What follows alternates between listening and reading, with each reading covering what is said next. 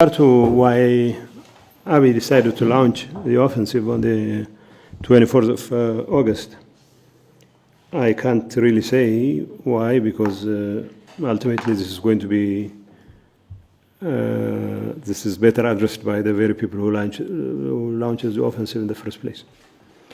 But there are probable causes why Abiy decided to launch an offensive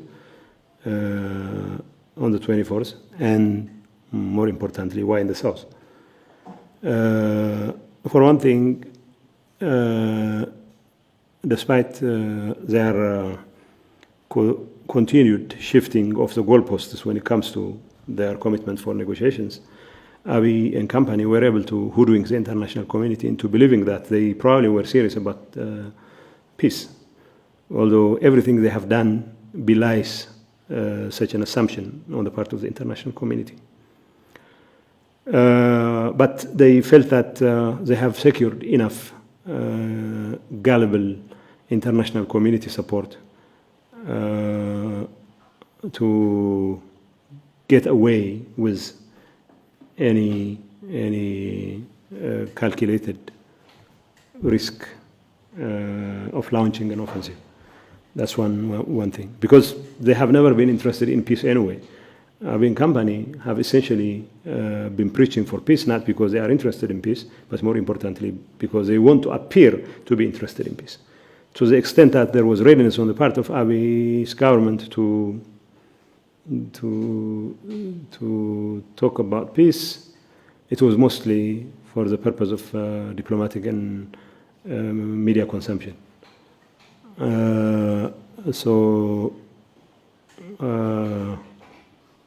Yes, it's one thing to be interested in peace, to be genuinely interested in peace, but it's entirely different to be interested in the whole process of negotiations, which would help you buy time, which would help you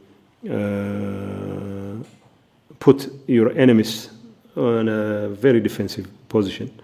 Tigray is under siege. The government would have to answer for all the calamities that visited upon its own people. Its forces will be raising all kinds of difficult questions. Why they are not allowed to liberate their people in their entirety, while they can. People will be asking all kinds of questions, and that will put pressure on the leadership. And in the meantime, in the absence of action or in the absence of any meaningful peace process, the Tigrayan defense forces will start disintegrating. That's the thinking behind, because we have been gathering intelligence reports that they were counting on the possibility of Tigrayan forces disintegrating in the event of anything meaningful not happening as a result of the peace process. So they thought this was an opportune moment for them to launch an attack. And second, as you know, on the 15th of August, a well-orchestrated shelling targeted our positions in Western Tigray. It turns out we had to wait 3 more days to prove whether this was a freak incident or a premeditated decision on the part of the military top brass in Addis Ababa. And it turned out it was a premeditated action on the part of the military and civilian top leadership in Addis Ababa. So technically, we knew the cessation of hostilities agreement was breached, but because of our commitment for the continuation of the cessation of hostilities agreement, we decided to hold fire. In fact, we didn't respond in kind. As it turned out, the chief of staff of the Ethiopian National Defense Forces was wondering why we would not be content with responding fire by fire rather than engaging in an all-out engagement. I don't know what that means militarily. I don't know what that means even whether it makes any sense semantically. So they were sharing our positions. The fact that we didn't share our positions was about avoiding breakup of hostilities. But Burhanu Jula is wondering why we didn't settle for just responding in kind rather than escalating. We didn't escalate in the first place. But 9 days later, Abiy and Burhanu Jula know that most of our forces were concentrated around Western Tigray for obvious reasons. So while we have been very consistent about our demand for peace, we also knew that in the event of a breakdown of such arrangements, would be forced to fight in Western Tigray and liberate Western Tigray. We have never been interested in Amhara territory. We have never been interested in Afar territory. That's why 5-6 months ago we decided to withdraw from those areas. So that would give peace an opportunity. So it would be foolhardy for us to expect an offensive from the south, and most of our forces were concentrated in the west, and they know that. So they were giving us signal that they were trying to launch an offensive in the west. They still are ready to launch an offensive in the west, we know that, probably in cahoots with the regime in Asmara. And so when they launched the offensive, it was, I wouldn't say it did come as a surprise in the sense that we knew they would be looking for an opportune moment to attack, but it came as a surprise because that's not the kind of direction their offensive we expected their offensive to take. So we defended our positions for about 2 days, two and a half days, and we were able to checkmate them. So they probably thought our defense lines were thinner in the south, and that would put them in a better position to march all the way on Magala easily, probably. But ultimately, the right answer could only be gleaned from them, and they are the ones who know why they did what they did. But they launched an offensive. We defended our position for 2 consecutive days, and the afternoon of the third day, we were able to effectively resist their offensive, and we set out to launch a counter-offensive. The rest, as I say, history. And most of northern Wollo now, as we speak, is a significant portion of northern Wollo is under our hands, under our forces. We're not particularly interested in controlling this area or that area, but as long as the forces that were unleashed against us are ready to threaten the safety and security of our people, we'll continue to take appropriate measures to neutralize that threat. Whether neutralizing that threat would take us to some part of Amhara or Afar is an entirely different matter. But it looks like we cannot simply count on the international community to rein in Abiy and his war dogs for our safety and security, obviously. We have to still depend on our forces, not only to neutralize the threat, but to continue to keep guard against similar threats, whether they come from the north, from the south, from the east, whatever. So what transpired in that engagement was they first deployed the Amhara Special Force divisions very close to our defense lines, and they knew that would provoke us into responding. We didn't. By the way, I have to call attention of our friends, our partners alike, that there was an incident about 2 months ago, which involved a very large contingent of Amhara Special Forces that tried to attack our positions in the southwestern part of Raya. We took care of that unit, but the National Defense Forces contingents followed probably in their support, and we engaged them, and thanks to the engagement between the commander of our forces and the chief of staff, we were able to avert a full-scale hostility. In fact, one of the things we agreed to do was to withdraw from that particular area, so would not give the Amhara Special Force an excuse to provoke us again. And this was a very strategic position. And we took it back yesterday, the day before yesterday, but we had handed over that very strategic position to the National Defense Forces because it was that decision we believed was going to be the best interest of peace itself. That Abiy and company were really genuine about, not genuine about peace, at least they were ready for negotiations, okay? So we knew what we are capable of doing, but at least the international community needed to be reassured that we're not just a bunch of trigger-happy people who would shoot at any incident that involves shooting.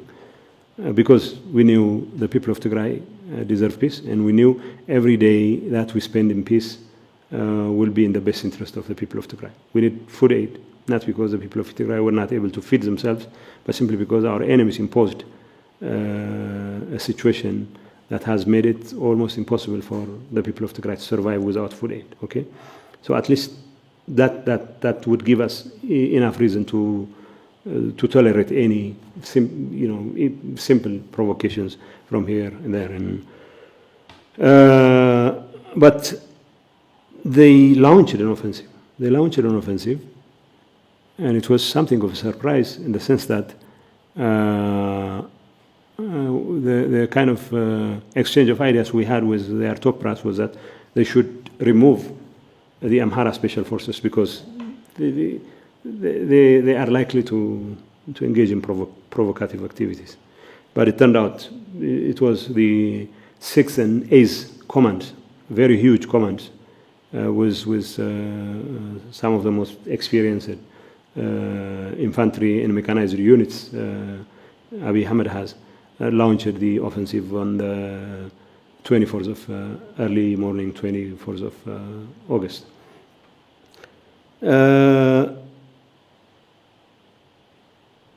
I will come back to the question of why the international community, what it has done and whether it has failed us. But I will address the second question, which is what the objective of our Tigray Defense Forces is in this particular. This is not a campaign. By the way, if you notice, we don't even have a name for the campaign because it's not a campaign we initiated. It was a campaign imposed on us. So we have been defending our positions, and now we are in counter-offensive. And like I said, we have taken over most of the territory because the 6th and 8th and the Southern Command units are in absolute disarray. We have taken thousands of people as prisoners of war. We have captured material and all those things. But we're not particularly interested in this or that territory, as long as there is a threat. Whether that threat comes from Bahar Dar or from Samara is secondary as far as we're concerned. We have to neutralize it, and it was imposed on us. And what's our objective? It's about ensuring the safety and security of the people of Tigray and making sure that every territory of Tigray is back in the hands of Tigray. Whether that happens peacefully or through military means is an entirely different question.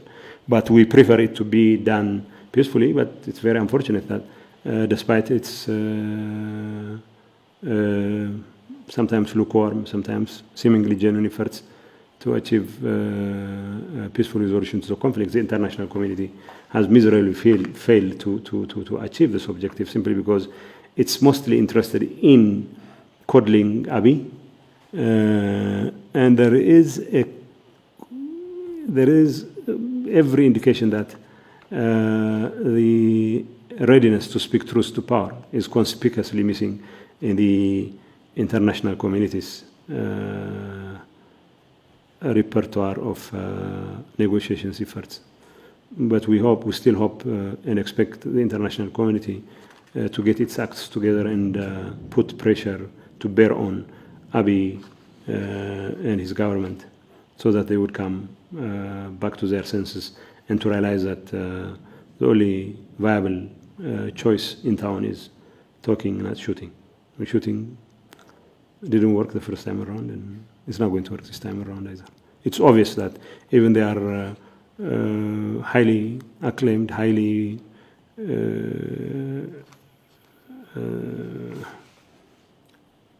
prepped offensive in the southern front was essentially broken in a matter of 2 days, and as we speak, our forces are taking care of the retreating units.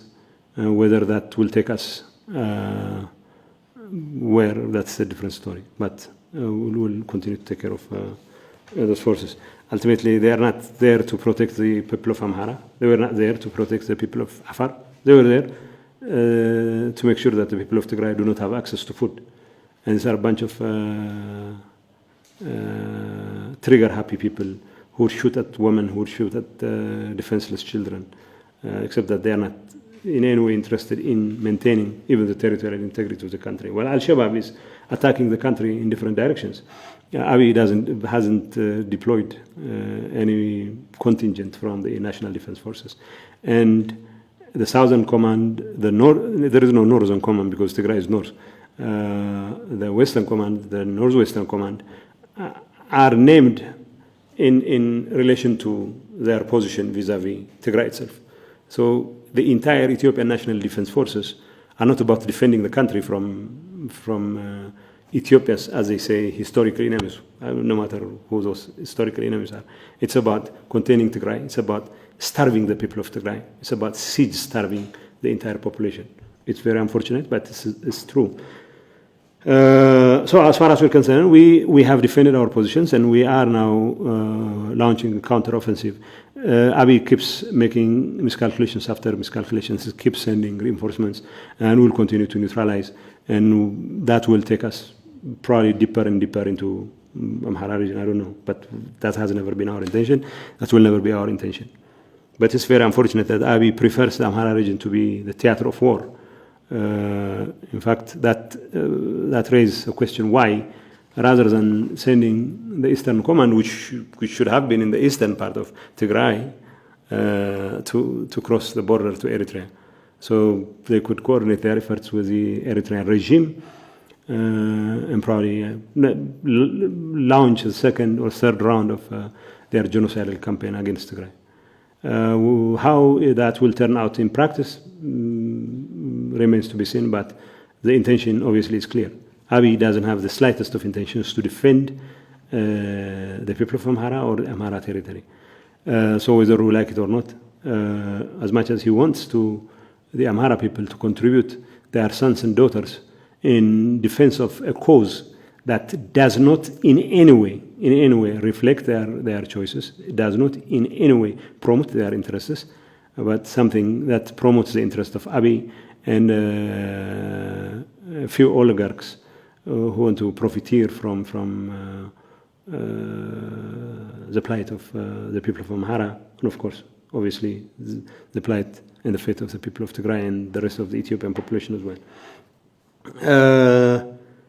Who's standing in the way of peace? Obviously, Abiy is standing in the way of peace. You know, Abiy promised the international community that he would restore services.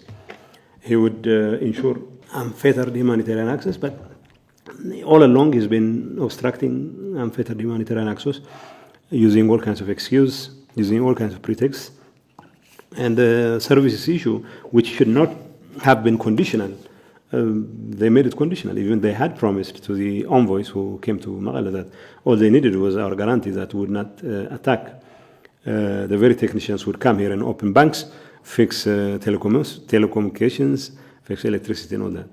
As preposterous as it might sound, this was pretty much the demand that was made of us.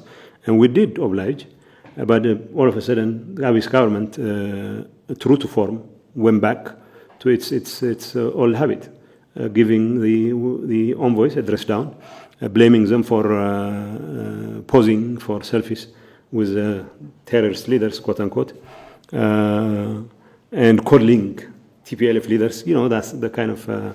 But obviously, they didn't want to restore services.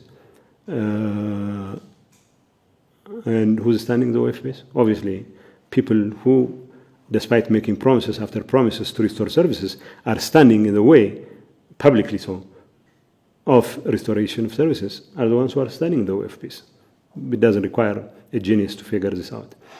And the offensive was launched by Abiy Ahmed because he thought that he had secured enough goodwill from the international community with regard to his readiness for peace, and then whatever he does, it would be blamed on people who have found ourselves in a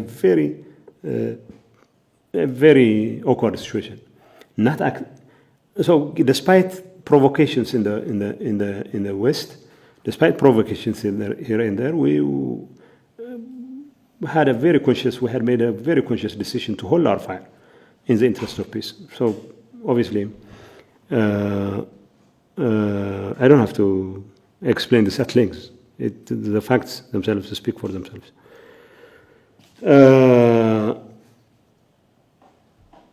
The cessation of hostilities agreement have been, the UN and other organizations have been calling, the US government has been calling for immediate cessation of hostilities. It's good that they are calling for immediate cessation of hostilities, but it also behooves them to lay the blame squarely on the culprit, who has broken the cessation of hostilities agreement or understanding or whatever they like to call it. Obviously, the facts speak for themselves. The international community has all the facts, and it is not the government of Tigray that is going to blame for launching an offensive in what appeared to be one of the thinnest defense lines that we had. But luckily for us, we were able to defend our position and then engage the enemy in a counter-offensive that has proven its mettle so far.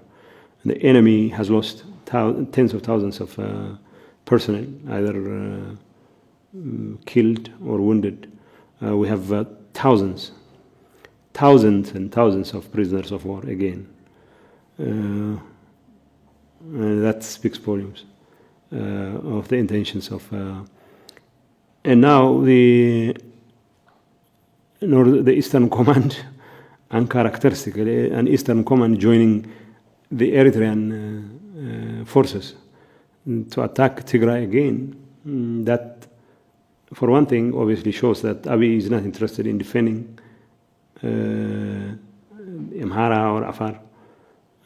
So it's left to our decision then.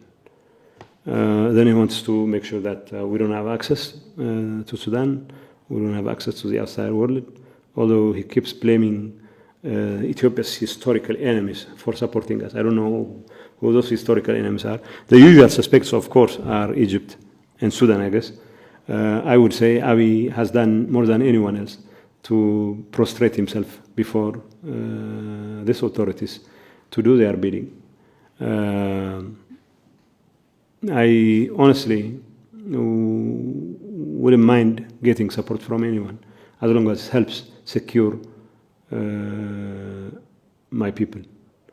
What's unfortunate is we're not in a position to get the support because we are under a 24/7, 360-degree blockade, courtesy of Abiy Ahmed and his partners in crime, Eritrea. So, yes, the cessation of hostilities agreement was breached by Abiy, who launched an offensive.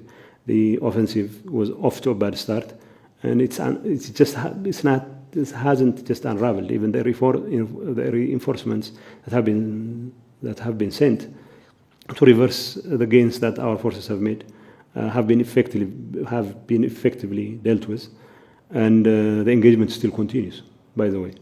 So whether that was the original intention or not, I wouldn't tell, but most of northern Wollo is now in the hands of our forces. If the engagement, the desperate efforts to stop, to send reinforcements or to try to undo our gains will continue to take appropriate measures, and that exactly will determine where we'll end up. But the most important concern for us is to ensure that there is little or no threat that is going to be posed against the safety and security of the people of Tigray. Whether it comes from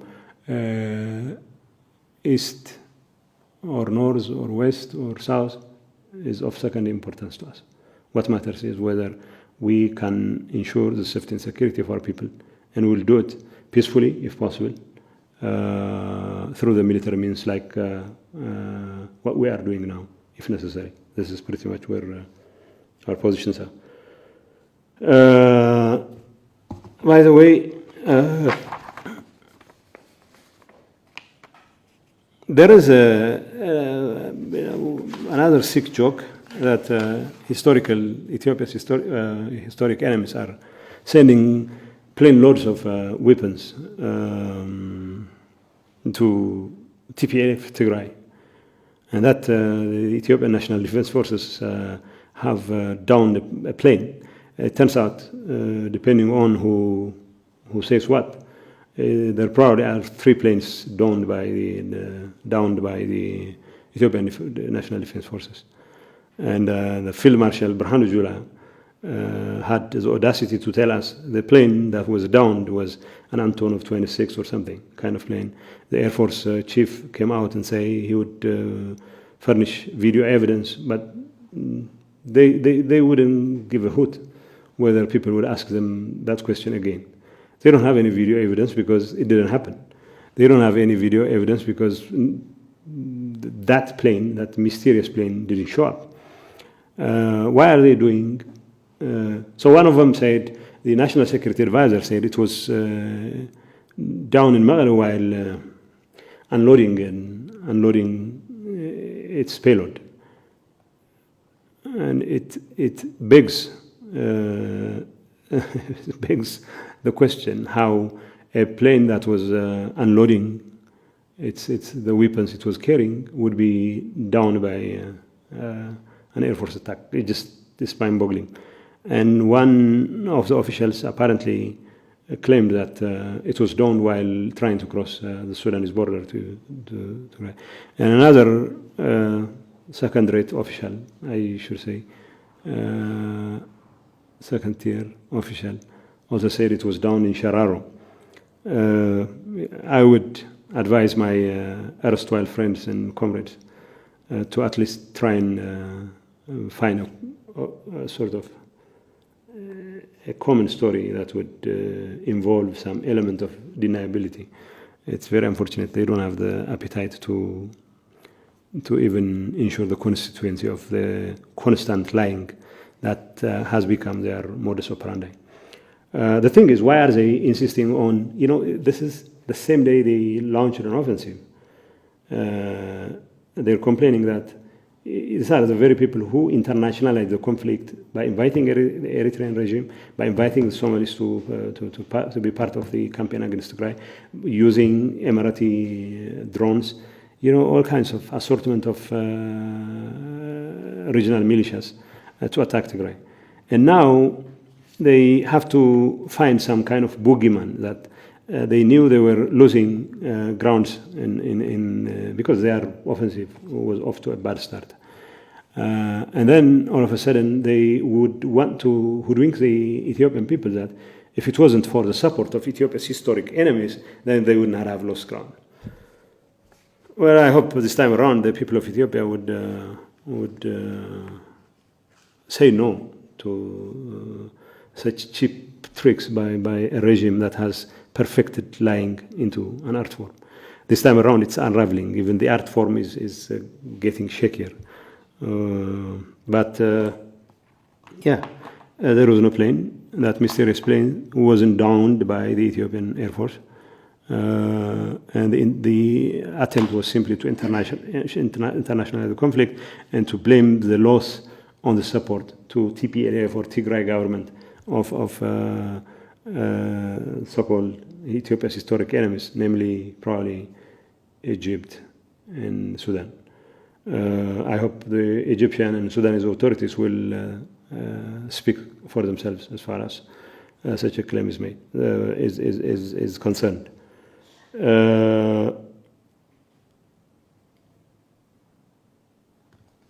The airstrike, and another reason we believe, as you rightly pointed out, the reason why they had to come up with the apocryphal plain story was to justify a blanket carpet sort of bombing if they can. I think they have the intention. Whether they have the planes to conduct a carpet bombing will remain to be seen, but that's their intention anyway. And so they wanted to justify, sort of pre-justify, as it were, their decision to carpet bomb Tigray civilian installations. And as it was made abundantly clear, what they did was attack a kindergarten, kill children, and claim the same day, that was a smoking gun. They said they'd be hitting targets, military targets, and they called on the people of Tigray to evacuate areas, and they didn't mention those areas. So they were telling the people of Tigray that they were a fair game for any plane attack. They were a fair target for any plane attack. So the story, the apocryphal story of the plane, the plane carrying weapons being downed by the Ethiopian Air Force was meant to justify, as it turned out, of course, that proved to be the case, to justify any carpet bombing against civilians in Tigray. There is no military installation in that particular kindergarten, not even within kilometers. And the smoking gun was, the government issued a statement that they would continue to attack positions and that they would call on Tigrayans to evacuate those areas. In fact, the Chief of Staff, Marshal Brahanu Jula, had the audacity to come out in public and call on the people of Tigray to leave Tigray en masse and probably join the Prosperity Party in Wollo and Afar in other parts of the country, so they could avoid being being killed along with TPLF and the Tigray forces. It's mind-boggling. It's probably the most tragicomic situation we find ourselves in. A chief of staff calling on the people of Tigray to evacuate Tigray proper, so they would not be targets. And they are telling us in plain terms that they will be ready to attack every civilian installation in Tigray, no matter what the circumstances. It's very unfortunate. And now, what has the international community done? You know, there have been some perfunctory statements about two sides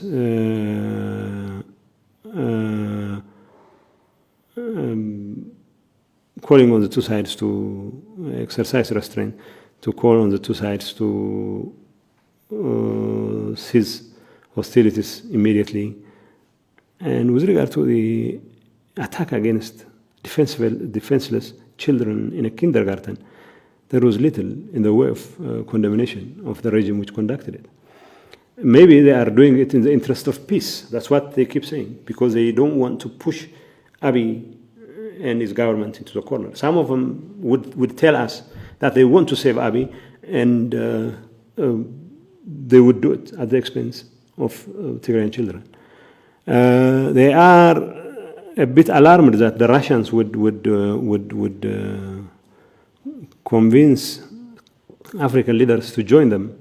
So rather than losing Abiy to the Russians, they would rather allow him to kill and maim children and get away scot-free. I mean, these are the kinds of things that come to our mind. Why is the international community not doing enough?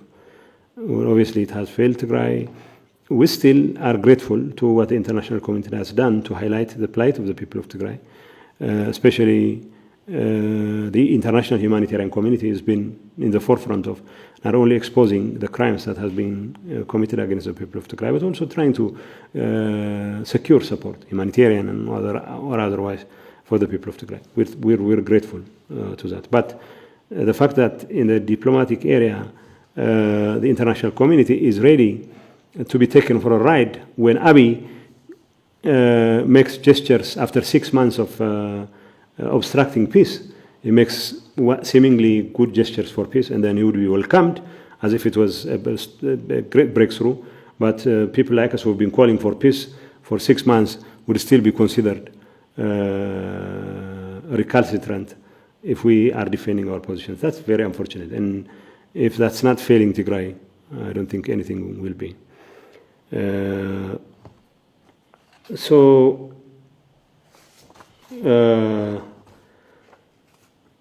The international community, we're not going to squarely blame the international